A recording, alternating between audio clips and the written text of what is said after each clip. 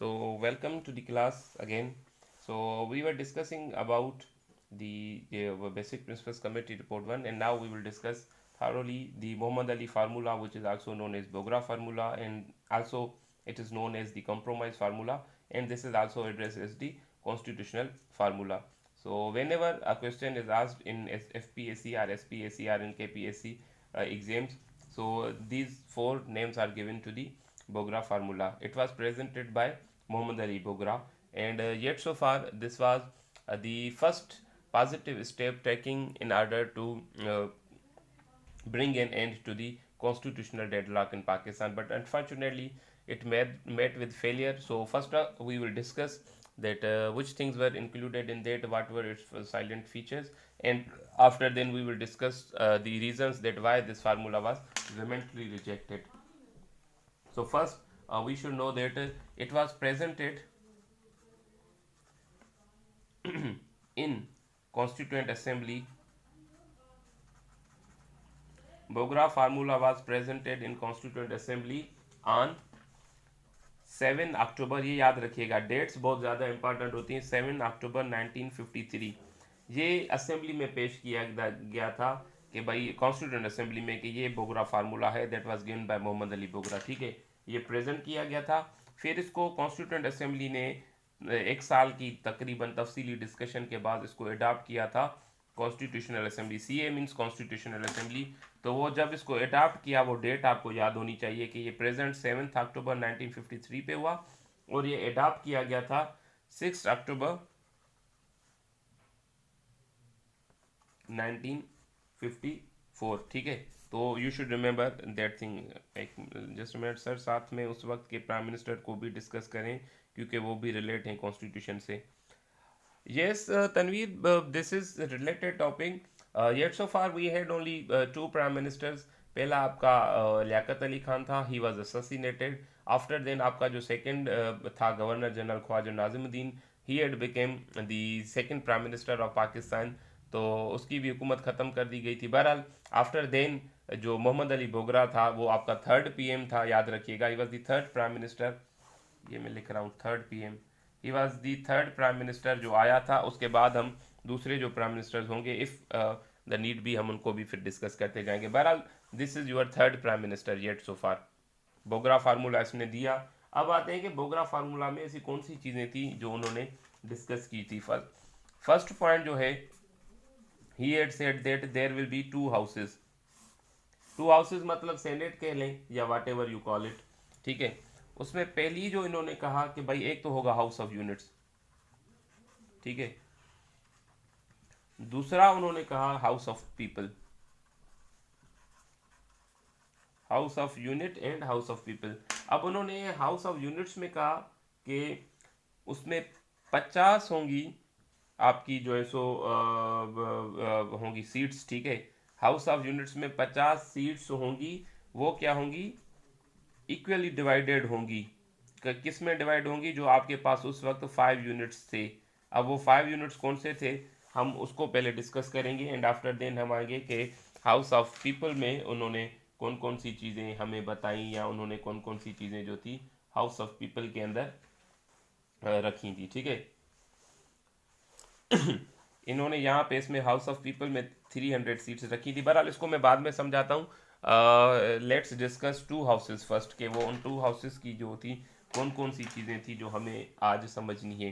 पहले तो उन्होंने कहा कि there are 5 units in Pakistan, तो हर यूनिट को 10-10 सीट्स दी जाएंगी। जैसे अभी सेनेट में है, आपको पता होगा कि इन सेनेट ऑफ पाकिस्तान जो है so every province has been given 23 number of seats. उनकी पॉपुलेशन कितनी है, उनका एरिया कितना है, this does not matter, but they have been giving representation on equal basis के जितने भी यूनिट्स हैं सबको उतनी सीट्स।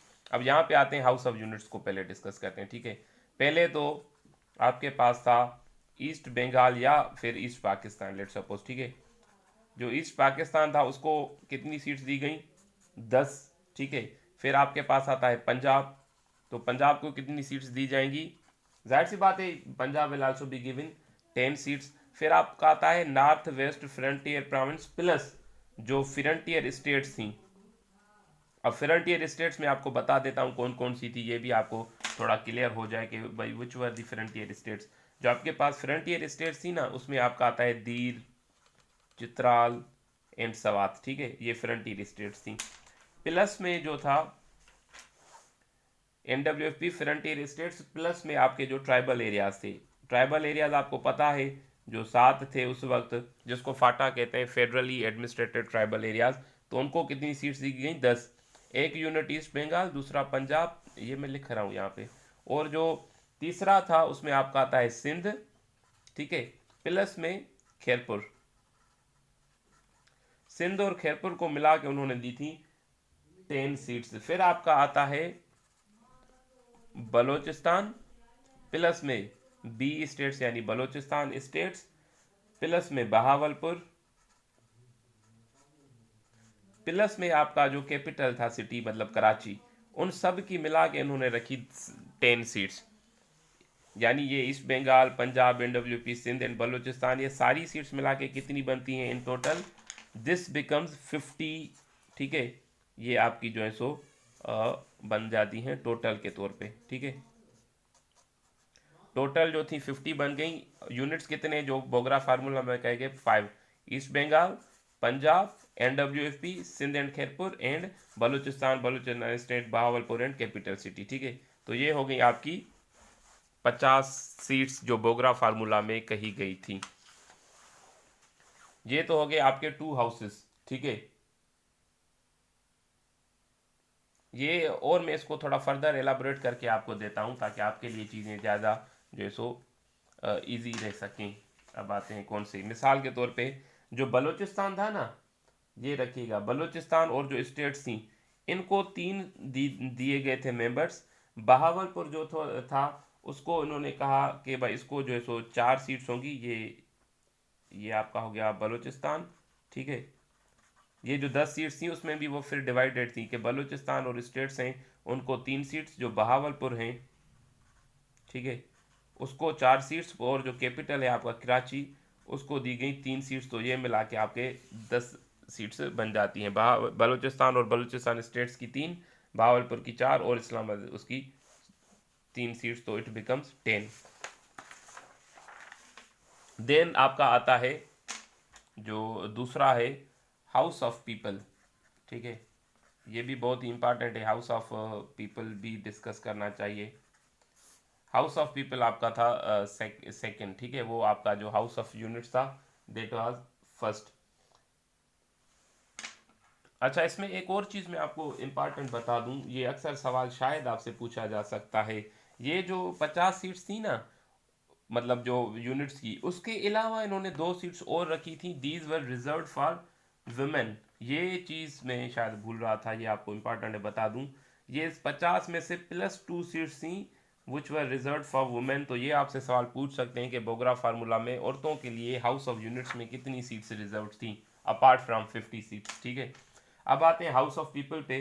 जैसे मैंने आपको पहले बता दिया था कि हाउस ऑफ पीपल में 300 सीट्स थी, लेकिन हाउस ऑफ पीपल में एक और इम्पॉर्टेंट चीज़ थी मज़ेदार, वो ये थी कि जो ईस्ट पाकिस्तान था, क्योंकि उसका जो पॉपुलेशन में रेशो था दैट वाज ऑलमोस्ट 56%, तो इसलिए उनको जो सीट्स दी गई वो 165, और आपका जो वेस्ट पाकिस्तान था उसको सीट्स दी गई थी 135। ये 135 और 165 कितना बनता है? 135 + 165 इज इक्वल्स टू, न पंजाब जे लाइ न बस हिकु हुनंडा होके नंढा, 1 for east Pakistan and 1 for west Pakistan, so it becomes 300 seats now, ठीक है। हाणे असां अचूं था ये जो वेस्ट पाकिस्तान की 135 सीट्स थी उसमें कौन सी सीट्स किसको कैसे दी गई थी, तो ये भी हमें ज़रूर डिस्कस करना चाहिए। जो पंजाब था, पंजाब को सीट्स दी गई थी 75, ठीक है, और जो NWFP था, NWFP को दी गई थी 13 सीट्स। ये मैं लिखवा रहा हूँ, आप ज़रूर याद रखिएगा। ये फ्रंटियर स्टेट्स और फाटा जो था प्लस फाटा वगैरह, ठीक है, इनको सीट्स जो दी गई थी 2011। सिंध को दी गई थी 19, एक दी गई थी खैरपुर को, ठीक है, खैरपुर जो स्टेट थी, तो ये हो गई सिंध और खैरपुर को मिला के 20 जो है सो आपकी सीट्स हो गई। फिर आपका आता है अपना बलोचिस्तान। बलोचिस्तान को जो सीट्स दी गई थी दीज वर 3, और बलोचिस्तान स्टेट्स को जो सीट्स दी गई थी वो थी 2। देन जो कराची था, जिसको कैपिटल आप कह लें, कराची को दी गई थी 4 सीट्स, ठीक है। और जो बहावलपुर था उसको दी गई थी 7 नंबर ऑफ सीट्स। तो ये अगर आप टोटल उन सबको करेंगे 75, 13, 11, 19, 1, 3, 2, 4 और 7, it ultimately becomes in total it becomes 135 seats. ये देखें, ये बस याद होना चाहिए आपको, ठीक है। ये सारी मिलाएंगे तो इट बिकम्स 135, और 135 आपकी जो थी, आपका जो उस वक्त था वेस्ट पाकिस्तान, तो उसकी ये सीट्स थी। अच्छा, उसके अंदर फिर एक चीज़ उन्होंने कही, अब यहाँ पे देखें ईस्ट पाकिस्तान की तो हो गई मेजॉरिटी, तो कोई भी डिसीजन होगा तो ईस्ट पाकिस्तान वाले तो जाहिर सी बात है मेजॉरिटी में है। तो उसके लिए बोगरा फार्मूला ने एक बहुत ही एक अच्छी चीज़ कही, जिसको मैं कहूँगा that was more a democratic kind of thing that was introduce. वो क्या थी, ये इम्पॉर्टेंट चीज़ है, ठीक है। वो ये कहा गया उसके अंदर कि जो कम से कम कल को अगर कोई भी आप कानून साजी करते हैं, कोई भी लॉ बनाते हैं, तो कम से कम 30% जो है ना मेंबर्स किसी भी जोन में से, वेदर ईस्ट या वेस्ट जोन हो, कोई भी कानून आप पास करें तो 30% ईस्ट या वेस्ट जोन से कोई भी हो, तो पार्लियामेंट के वो मेंबर्स उस चीज़ को वोट करेंगे 30%। अदरवाइज वो कानून साजी पास नहीं होगी। जैसे मुस्लिम लीग ने किस दौर में कहा था कि we should be given 1/3 representation, ये ऐसा था ना, और फिर उन्होंने कहा कि 1/4 की भी बात हुई थी। तो यहाँ पे ये था कि वेदर ईस्ट पाकिस्तान और west Pakistan 30% of people should be supporting this, otherwise वो कानून नहीं बन पाएगा। तो ये आपका बहरहाल उसमें और भी बहुत ज़्यादा चीज़ें हैं बोगरा फार्मूला के अंदर, but I think this is it for today, क्योंकि चीज़ें फिर बहुत ज़्यादा मिक्स हो जाएंगी और फिर आपके लिए भी उन चीज़ों को कवर करना मुश्किल हो जाएगा। तो we are ending our lecture here. अगर यहाँ तक किसी को कोई सवाल हो तो you are welcome to ask, किसी भी स्टूडेंट को कोई भी अगर सवाल हो।